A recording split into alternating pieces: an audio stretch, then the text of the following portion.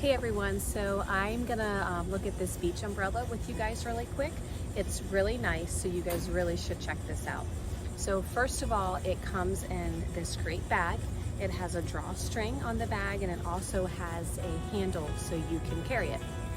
So I'll open it up real quick just to show you. It's super simple to put together.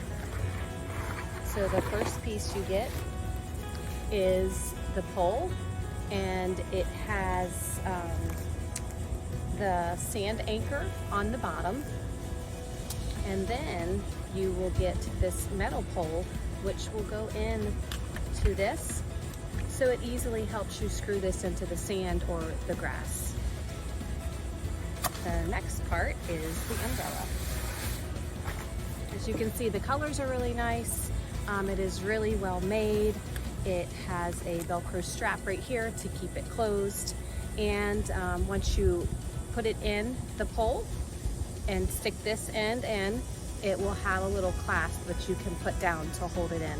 So just a minute, I will show you guys how simple this is to put together.